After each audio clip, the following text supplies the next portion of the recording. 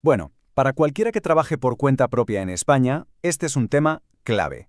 Vamos a desgranar cómo funciona eso de los rendimientos de actividades económicas en el IRPF.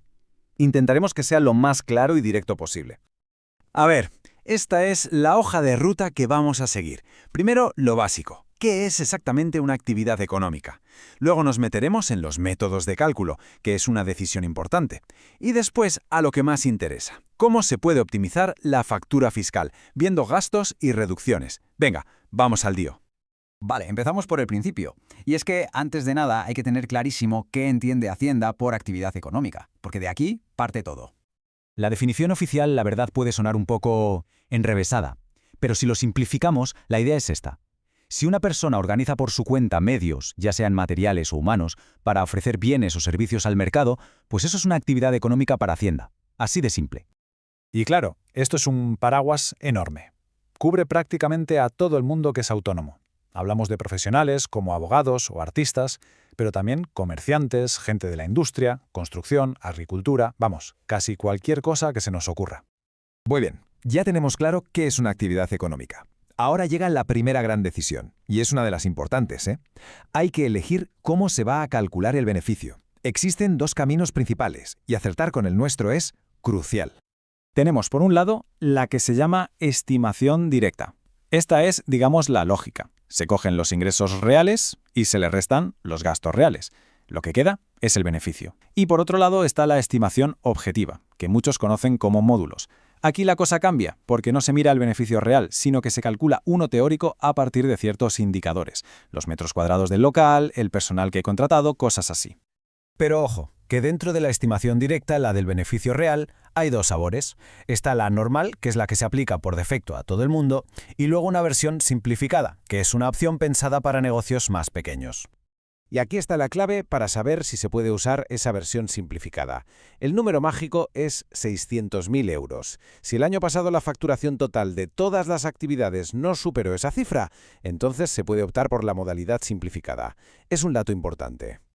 Ahora, volviendo a los módulos, a la estimación objetiva, hay que tener muy claro que no es para todo el mundo, para nada. Tiene unas reglas de entrada súper estrictas, unos límites muy claros basados en lo que se ingresa y lo que se gasta.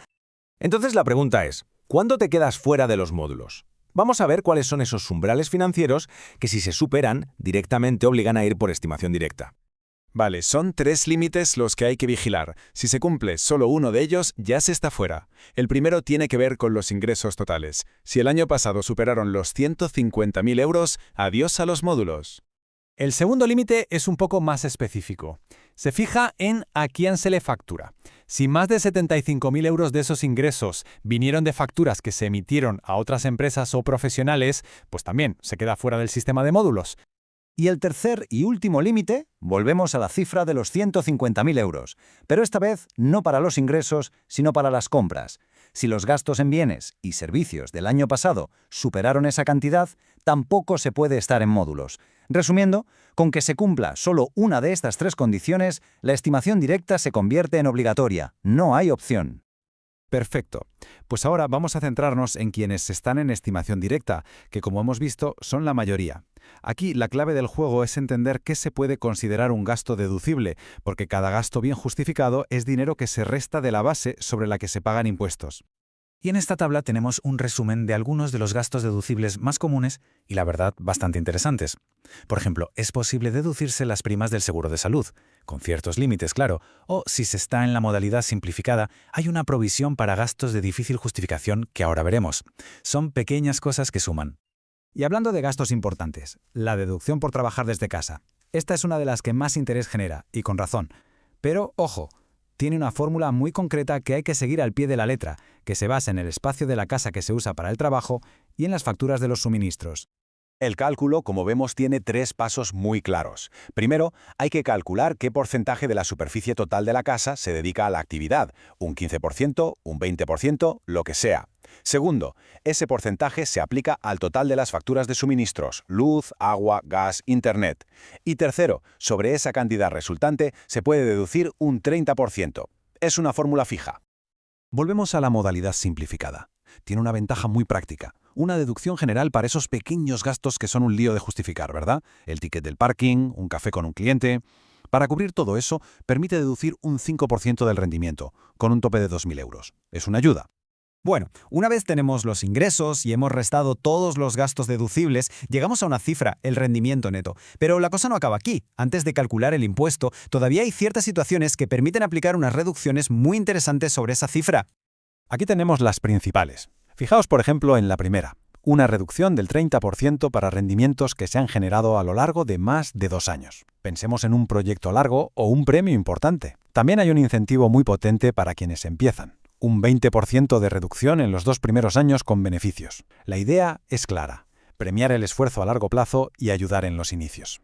Y este gráfico lo deja bastante claro. La reducción por esos rendimientos que se consideran irregulares, los que tardan más de 2 años en generarse, es muy potente, de un 30%. Es un porcentaje mayor que el del 20% que se ofrece como empujón para las nuevas actividades. Son 2 incentivos distintos con pesos diferentes. Y llegamos ya a la recta final del cálculo. Ya tenemos el rendimiento, le hemos aplicado las reducciones, y sobre eso se calcula la cuota, el impuesto a pagar. Pero, espera, todavía queda un último paso. Hay algunos incentivos que se aplican directamente sobre esa cantidad de impuesto, reduciendo lo que finalmente hay que pagar a Hacienda. Y quizá uno de los más relevantes es este. Se trata de una deducción del 5% sobre la cuota final. La condición: que los beneficios se reinviertan en el negocio, en comprar nuevos activos, como maquinaria o equipos informáticos. Es una forma de incentivar que el dinero se quede en la actividad para hacerla crecer. Y después de todo este recorrido, de ver los métodos, los gastos, las reducciones, los incentivos, es inevitable que surja una pregunta. Con toda esta estructura, con estas reglas a veces tan complejas, ¿realmente el sistema está consiguiendo facilitar las cosas para que los nuevos emprendedores arranquen y hagan crecer sus negocios en España? Es una buena reflexión para terminar.